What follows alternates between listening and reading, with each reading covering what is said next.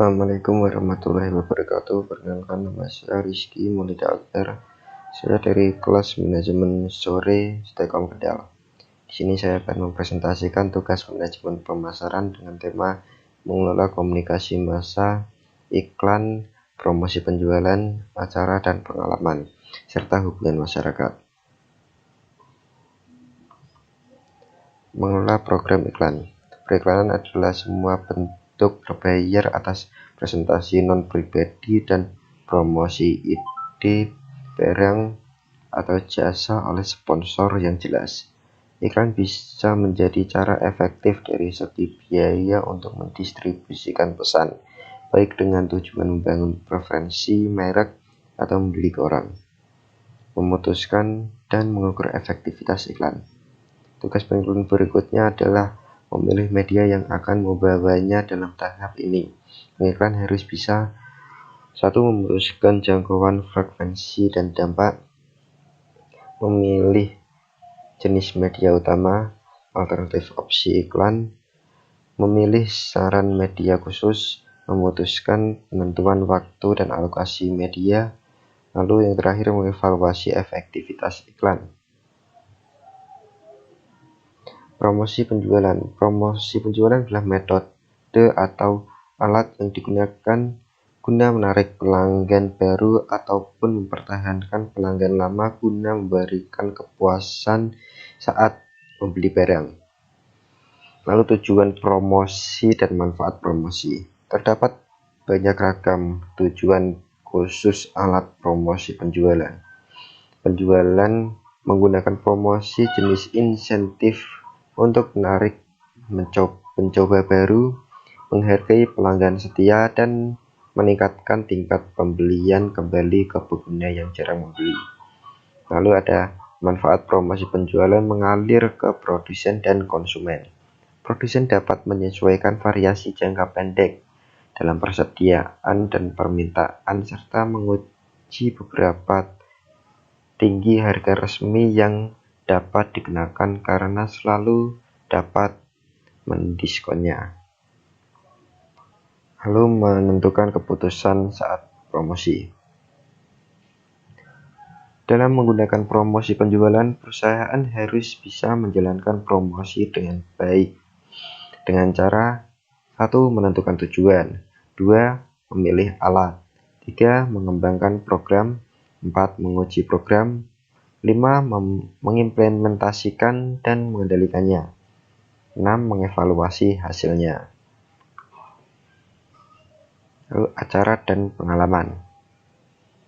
Pertemuan setiap hari dengan merek dapat juga mempengaruhi sikap dan keyakinan konsumen terhadap merek. Banyak perusahaan menciptakan produk dan pengalaman merek di lapangan dan di luar lapangan.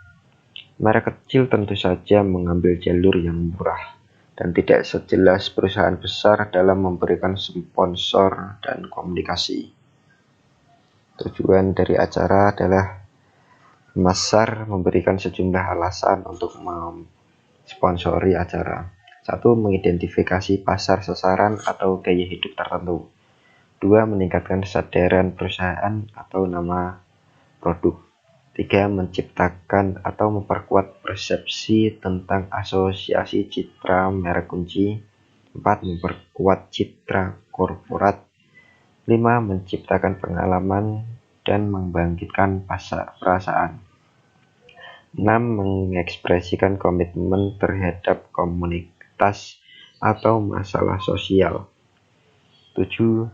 Menghibur klien kunci atau member penghargaan pada karyawan kunci. 8. Menciptakan penjualan barang dagangan atau peluang promosi.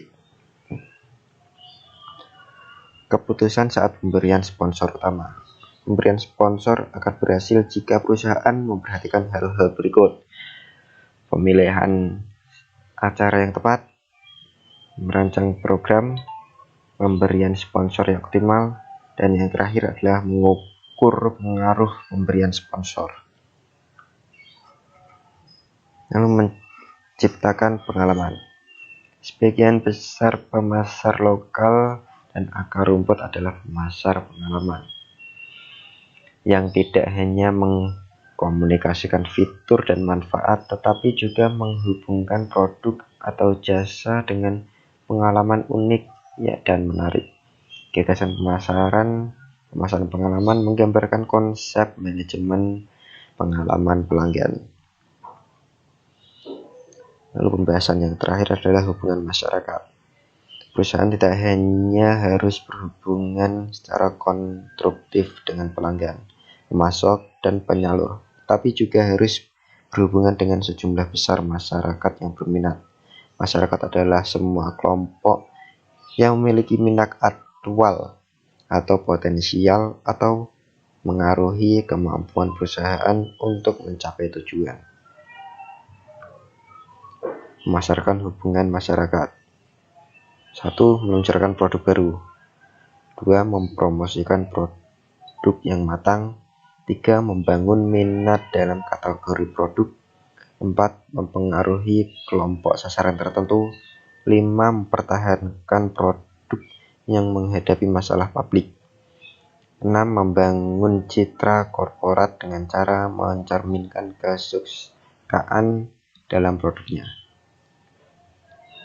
Keputusan utama dalam pemasaran humas: menentukan tujuan, membangun kesadaran dengan menempatkan cerita di media untuk membawa perhatian kepada produk, jasa, orang, organisasi, ataupun ide. 2. Memilih pesan dan saran. Misalkan sebuah perguruan tinggi yang relatif tidak terkenal memungkinkan lebih banyak fasilitas. Disitulah pesan dan saran sangat dibutuhkan karena untuk membangun sebuah image yang lebih tinggi. 3. Mengimplementasikan rencana dan mengevaluasi hasil. Ada laba bersih sulit untuk diukur karena digunakan serta alat promosi lain. Itulah presentasi yang bisa saya sampaikan, semoga bermanfaat untuk kita semua.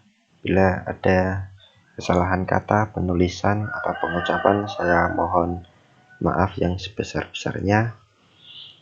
Akhir kata, wassalamualaikum warahmatullahi wabarakatuh.